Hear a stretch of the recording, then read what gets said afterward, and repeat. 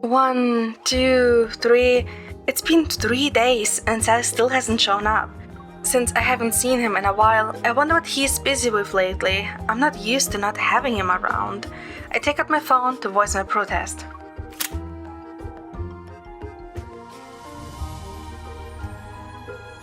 What are you doing? There are things that need to be dealt with, kitten. Before I can reply, I hear the sound of a mechanical beak tapping against glass. It's outside. I open the window and Mephisto drops a red gem onto my desk.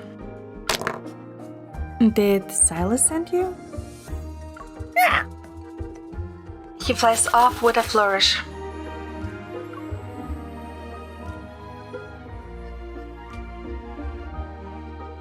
I sent Sylus a question mark, but I didn't get a response that night. The next day, a familiar mechanical figure appears again soon after my message is marked as read. Mephisto circles in front of me before dropping a purple gem into my palm. He quickly turns around and flies away.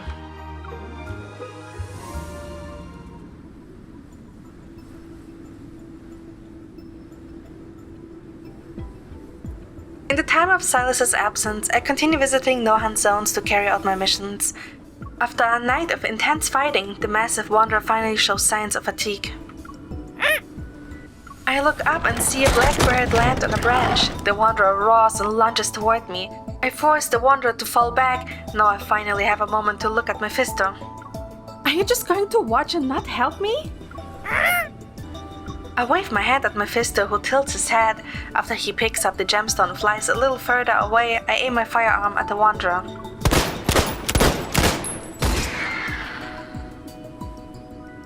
Half an hour later, I finally obtain the wanderer's protocol.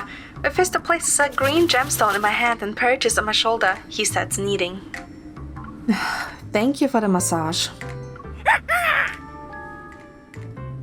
Why did you bring another gemstone?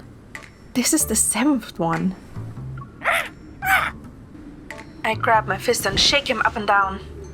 The work Sylus is busy with is turning you into a gemstone miner? I guess not. After finishing the mission, I couldn't resist calling Sylus.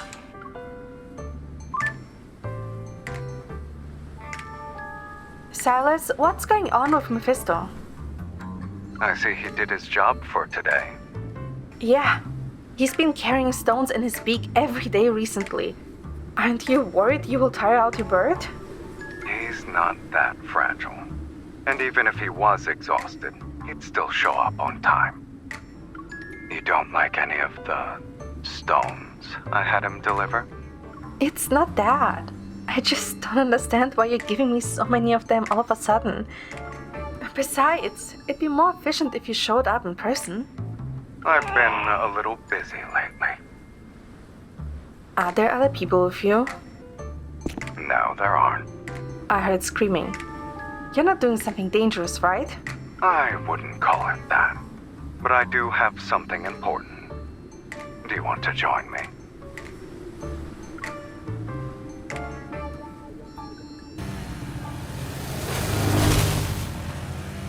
Following Mephisto, I ride the 270 HM through the disambiguation area. Tires crush the old equipment scattered on the ground. Harsh sounds accompanied by an engine's roar continue to echo. Abandoned energy stations disappear behind me. A villa located at the border between the N109 zone and the disambiguation area appears. I can hear the sound of machinery inside the villa. However, upon pushing open the rooftop door, the bloody scene I had imagined isn't present. The night is as black as ink. Only one person who's polishing gemstones on the sofa is illuminated by the light. Sylus lazily leans back, holds up the gemstone toward the moon, turns it around, and then slowly shifts his head. Long time no see, kitten. So you know it's been a while. Sylus pats the empty space on the sofa and I squeeze in beside him. Taking advantage of the moment he lowers his head to polish the gemstone, I sniff the air. Sure enough, it still carries the lingering scent of gunpowder and blood. Worried, I run my hands over his arm and check for injuries. So, you've developed a habit of tickling people when you don't see them for 10 days? What are you talking about? I'm doing an examination. Oh? What are the results then? No injuries to face, a strong heartbeat, and your body is intact. Congratulations, you're in good health. I have done all I can. I'm about to pull away when Sylus catches me. I take the opportunity to link our arms together. Now it's your turn to confess. What were you really up to while you were gone? Did you see what's on the table? Brilliant gemstones of various colors are scattered on it, but the most striking one is the green diamond in his hand. It still needs to be shaped. Did you personally cut and polish the stones from before too? Sylus hands me the green gemstone he just cut. Put it on the polishing wheel and shape it however you want. Give it a try. That's all the instructions you're going to give me? Aren't you worried it will look weird? His arm, which is loosely wrapped around my waist, tightens, and I feel myself being effortlessly lifted as Sylus pulls me in between his legs. It's not valuable. Relax. Are you serious? The polishing machine whirs to life and I carefully grip the gemstone. I press it against the polishing wheel. You're tickling the gemstone now. I'm worried it will get damaged. Besides, I don't know what you want me to polish it into. Since I'm letting you handle this, just do whatever you want. Alright then. What if the final result doesn't meet your expectations? And why do you look so excited? Why are you worried when I'm not? Polishing gemstones requires precise control. I have to shake my wrist several times in a short amount of time. Lower your wrist and rest it on the table. It'll be easier. Sylus only verbally corrects my posture. I do as he says and my wrist feels more relaxed. You're good at this. Gemstone polishing must be your new hobby. I was just killing time. But it got boring pretty quickly. Polishing rarely has any surprises. Every result is exactly as you'd expect. The force and direction you use dictate the mark it'll leave. Sylus's breathing moves closer. I'm distracted for a moment and accidentally grind away a small piece of the gemstone. It's a very distinct irregular cut. Didn't someone say every result is exactly as you'd expect? If the gem had a mouth, it'd probably ask how this accident happened. Looking at the brilliant gemstone I polished into a strange shape, a hint of unease wells up in my heart. You said it wasn't valuable, right? It's not that valuable. The part you removed was only worth a few of Anakinis' bases. Even if I mortgaged everything I own, I still won't be able to pay it back. I wasn't thinking about that. However, you can compensate me if you want. I only accept cash, though. Oh, then I have nothing for you. Looks like I will have to... I grip Sylus's wrists with both hands. Capture the leader of eine Kindness first. Are you saying you won't compensate me? Who said this was about compensation? Fussing over trivial matters would make people think you're broke? Then what do you plan to do by grabbing me? I haven't the slightest idea. Really? Of course. I want you to go on a date with me in the N109 zone. Sylus raises his eyebrows slightly and surprise appears in his eyes. Sure. But allow me to give you a warning, kitten. In the N109 zone, anything can happen. I have you, don't I? You do. Just as we are about to leave, Sylus's phone suddenly buzzes. He glances at it. Perfect. I'll take care of a small matter while I'm at it.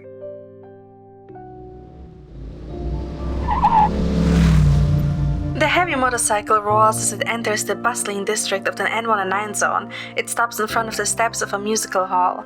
Taking the invitation from Sylus's hand, the attendant leads us through corridors that resemble a golden maze. We arrive at the private box seats on the 4th floor. Oh, I can't believe a peaceful place like this exists in the N109 zone. We have violence and bloodshed, yes. But there are, occasionally, unique romantic moments that only belong to the N109 zone. I used to think the word romantic had nothing to do with the N109 zone. Now I'm starting to appreciate some of it myself. I wonder what the difference is between concerts in the N109 zone and those in Lincoln City, though. I lean against Sylus's chest and look at the program beside me. Before long, the lights dim and the concert officially begins. A melodious tune flows from the pipe organ like an ancient call. I look at Sylus, his eyes are closed and his knuckles tap on the armrest in time to the rhythm. What is it? They're finally here. Shh. Sylus presses his index finger against my lips. The sound of about 10 people's footsteps resound outside the door. I realize that Sylus's small mat has caught up with us. Fake invitations. It must be on a kindness. Deal with them quietly and don't disturb the guests in the other box seats. You, go to the underground warehouse. The cargo transfer must be done as soon as possible. The rest of you will enter with me. Too slow. When the door is broken down, Sylus already has his arm around my waist. Wrapped in black-red mist, we plummet into the hall. Gunshots ring out of all 4 directions and the entire music hall is in chaos. Paintings and exquisite works of art are pierced by bullets. Their remains lie scattered on the floor. Sylus leads me through the maze-like corridors. He occasionally leaves small orbs with gem-like texture in concealed spots. But I have no time to figure out what those are. I can only dodge the hail of bullets while shooting. Weren't we supposed to listen to music? Don't these gunshots sound good? 2 on the right. They're not as pleasant as your singing voice. I'm flattered. Sylus!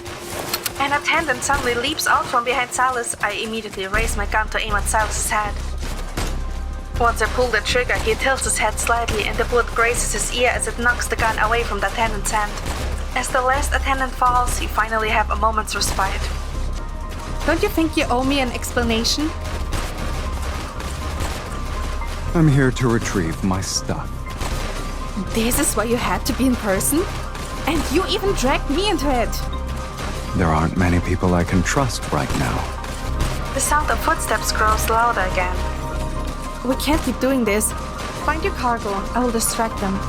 Luke and Kieran will handle the cargo. Let me show you something more interesting. Sylus leads me around wave after wave of pursuers. Just as we are about to reach the marble staircase, we run into a group. I immediately draw my gun, but I'm almost out of ammo, with the enemy in front of us. Over there!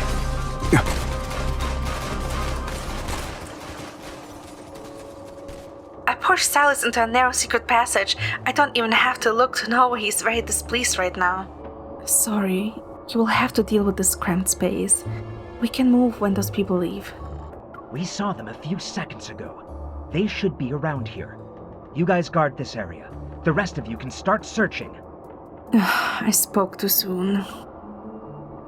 There's another exit. Let's go over here. He knows the roads like the back of his hand.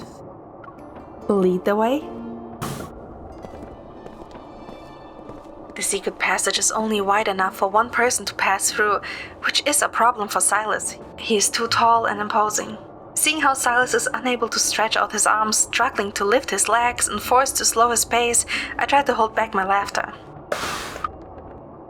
You can laugh a little louder. Don't worry. I won't tell anyone that you acted like a snail in the secret passage. Good. Otherwise, I can't guarantee I'll be able to keep the secret of a certain someone and Sylus acting like snails together. I feel like it ruined your image more. Having you go down with me isn't too bad. Be honest. Why did you need to be here in person? Couldn't you have let Luke and Kieran deal with these people? That way you wouldn't have to struggle through passages like this one. Someone whom I haven't seen in a long time wanted to have a date in the N109 zone. Do you think there's another reason? It felt like I was the only one who thought 10 days was too long. The narrow passage is quiet. The only sound here belongs to our slow, careful progress as we move single file. Even though Sylus is ahead of me, his breathing echoes through the empty passage. It's almost like it's right next to my ear. I keep my head down and watch my footing. It's not until I walk into Sylus's back that I realize we have reached a wider passage. Where? It seems we have reached a place that's directly above the venue. Sylus crouches down beside the exit. I see we're here. I heard only small animals like to express themselves by nudging with their heads. That was an accident. Just forget it happened. I crouch down beside Sylus and reach up to rub the spot I bumped into, but he cups my cheeks with both hands. Expressing yourself like an animal every now and then isn't a bad idea. What? Sylus leans down and gently rests his forehead against mine. 10 days really is too long.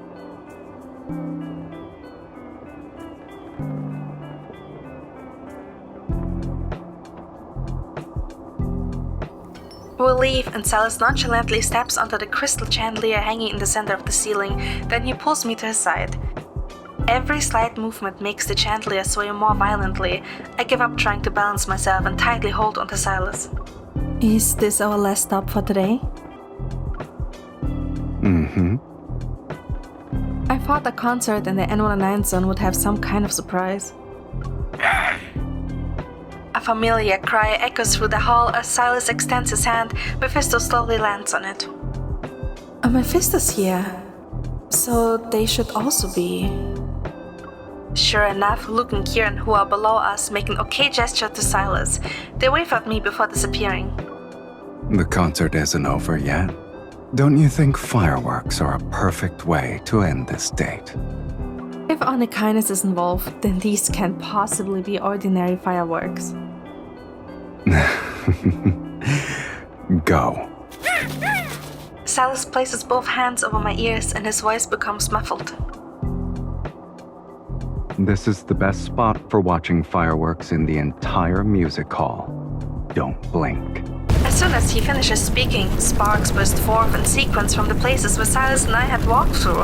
Violent explosions and fire erupt one after another to create an intense symphony. The chandelier sways more violently from the explosions, and scorching flames narrowly miss us several times. Do fireworks like these still match your expectations for our date? You personally set everything up along the way. Of course I'm satisfied.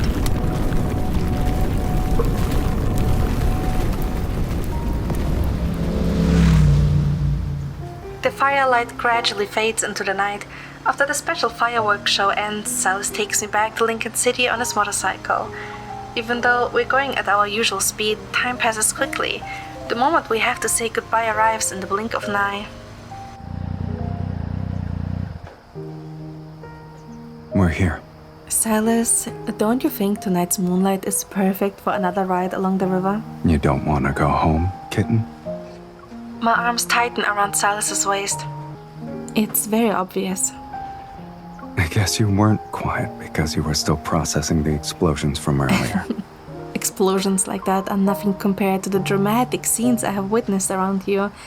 After all, you are Onykinus' leader. My life is like a movie thanks to you. I never know what dangerous scene will unfold next. You're welcome. I really have to commend you. It's impossible not to get used to this kind of life with you. If there's ever a day when I don't hear gunshots, I might feel restless. What should we do then? Lincoln City is no longer suitable for you. If you ever want to move, Onykinus will welcome you. I take off the helmet painted with a golden crow, but Sylus presses it back onto my head. Didn't you say you wanted to go on another ride? Hold on tight.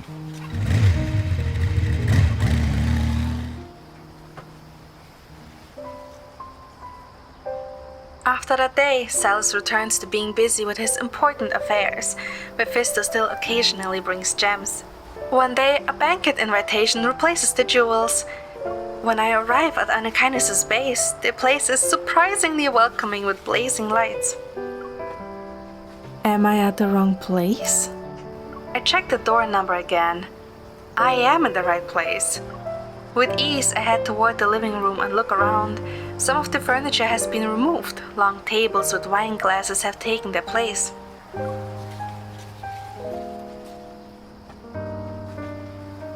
You're here. Perfect. I turn to find Sylus, whom I haven't seen in ages. He's wearing an impeccable coordinated suit as he stands behind me. Before I can even speak, two servants escort me into a luxurious dressing room.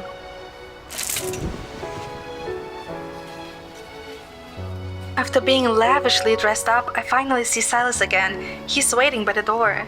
He appears to be thinking about something, but when he sees me, a subtle ripple of emotion stirs in his eyes.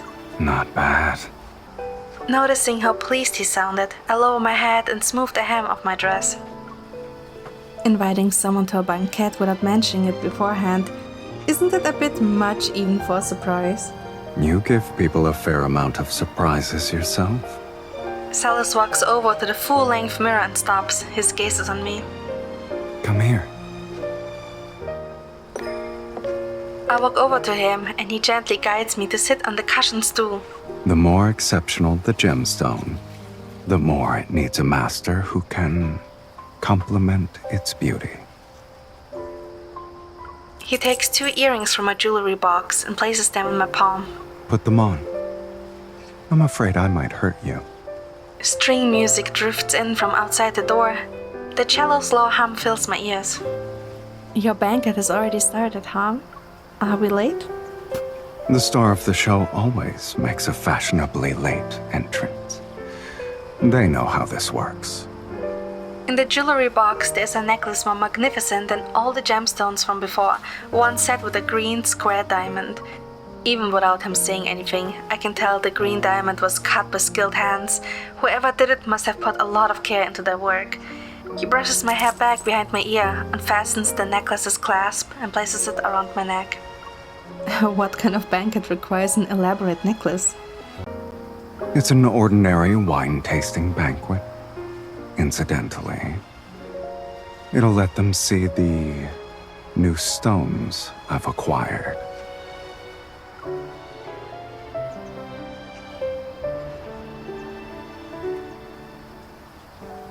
As we talk, Sylus puts the necklace around my neck. His gaze lingers on my earlobes. Beautiful.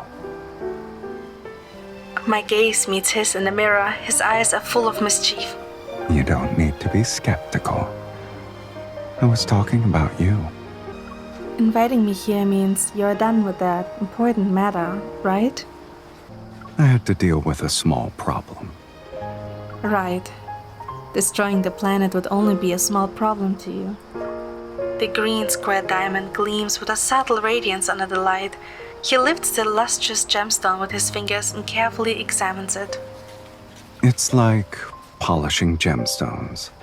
The cuts and the process of polishing can be predicted. It's no big deal. But stones that are polished too much require you to spend more time redesigning their shape. Wouldn't you say that still counts as trouble beyond your expectations? This diamond has a translucent quality to it, and there aren't any cracks. You can tell what kind of polishing it underwent. You're not wrong. I don't like cutting that isn't under my control. But marked things that perfectly meet my expectations are actually boring. Wouldn't you agree? Smiling, he takes my hand and leans in. I look forward to the chain reactions brought about by those unexpected marks. This jewelry set is still missing one piece. I'll have to ask your finger to remain as it is for a while. Let's go. You're tonight's star.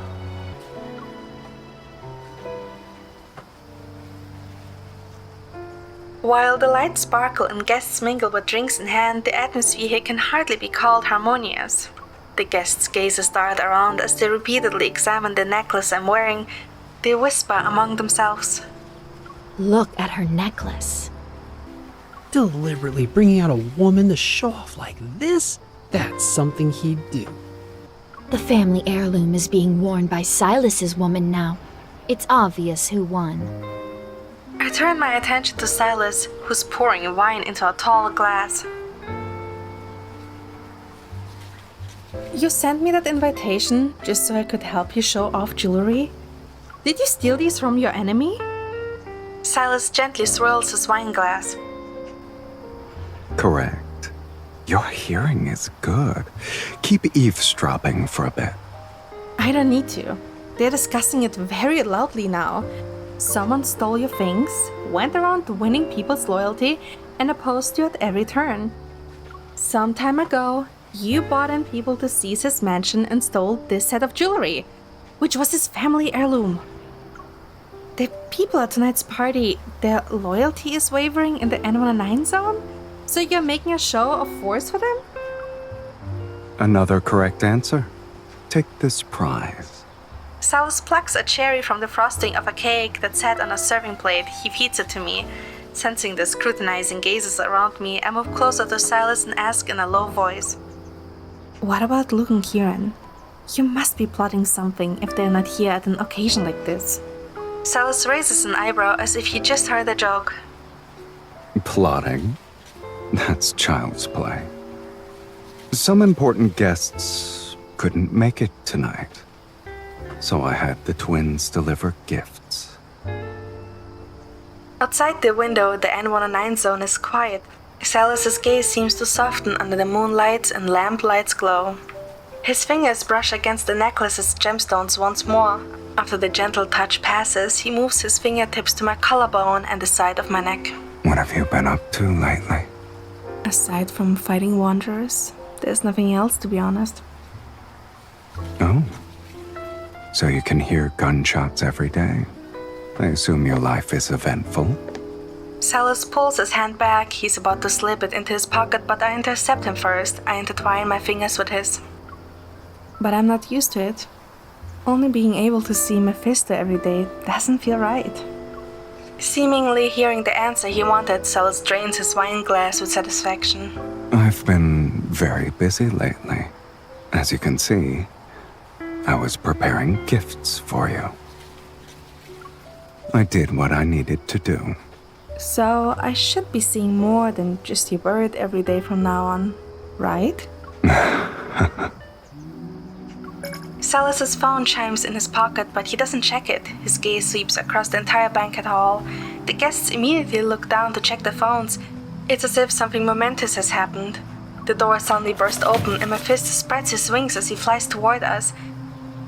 He drops a black square jewelry box into Sylus's hand.